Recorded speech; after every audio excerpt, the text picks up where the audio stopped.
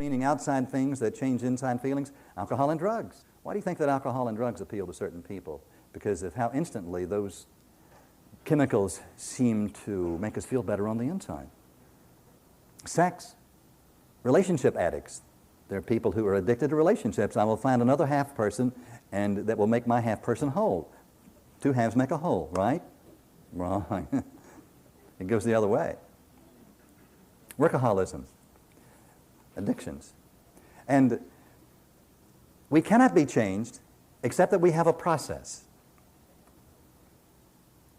When the 21st century has come and gone, I believe that we'll look back again and see that the 12 steps that came into human consciousness in the 20th century will be the greatest addition, because the 12 steps have to do not just with the addiction itself that so many of us have experienced, but to the recovery, and the recovery from this wounded child that is in us all. So bear with me just for a moment and let your wounded child think of these things and take these steps with me. It's why being a part of a 12-step support group on a continuing basis is so important. We admitted and continued to admit that we were powerless, that our lives had become unmanageable. We're unmanageable always and are unmanageable. Step 2, came to believe that a power greater than ourselves could restore us to its sanity, because we never had any. And nor did we come from sanity.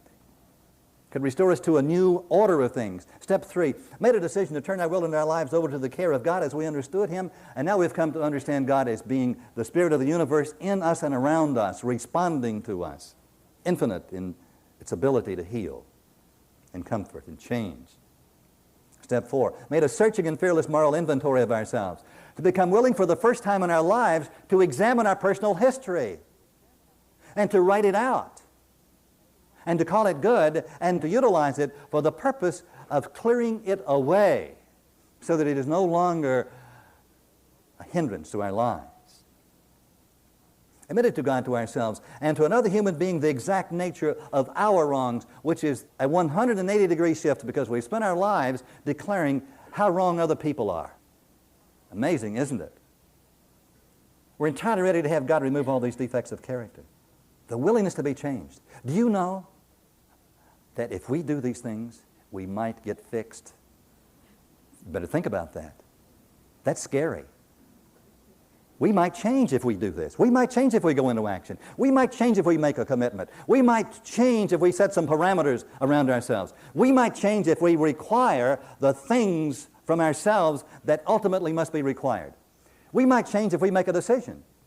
You see, we've spent our whole lives waiting for some authority figure to make a decision for us, and we are the authority figure. I'll guarantee you there are people sitting here right now who've been waiting for somebody else to get sober for 15 years so that you can be happy to make our own decisions, and to make the decisions to let other people who are not going to make a decision, to release them and to let them go.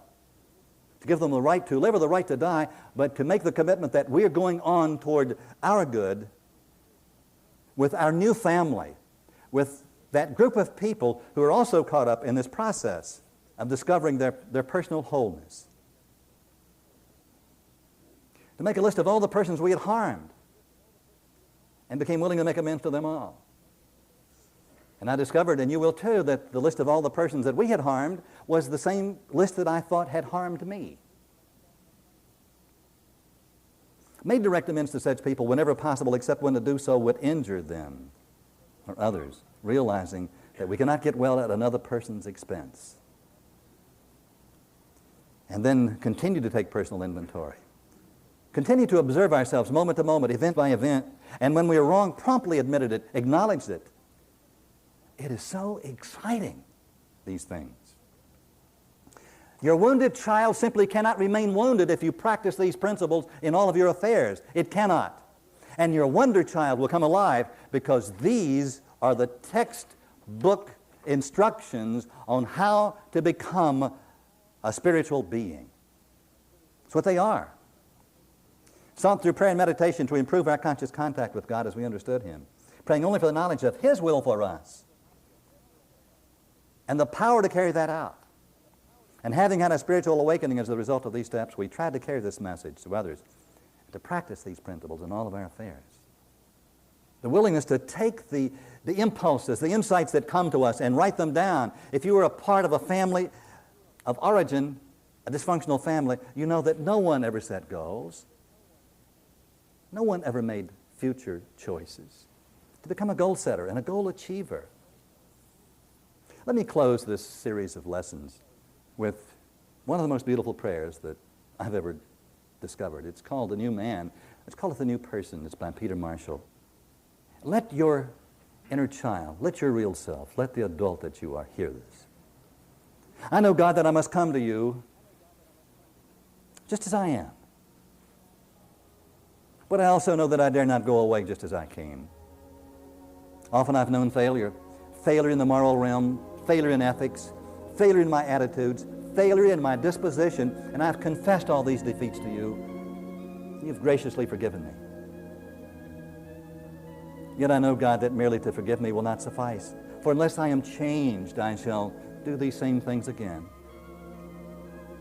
At last I know, God, that only you can correct that within me which makes me do wrong.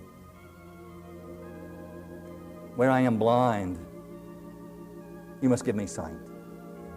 Where I fail to heed your voice, you will have to do something about my deafness. Even where I deliberately choose to do what I know is wrong, you will have to do something about my will. And so, God, I acknowledge my total dependence upon you.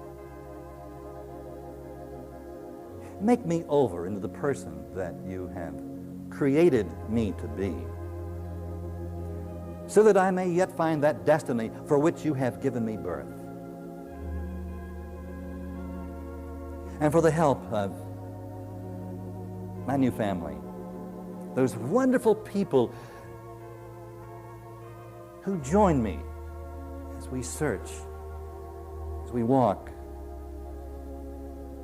this quest for personal wholeness, for their help and their mercy. I give you my gratitude. Thank you. Thank you. Thank you. For you, I wish you what you already have. Wholeness. God bless you.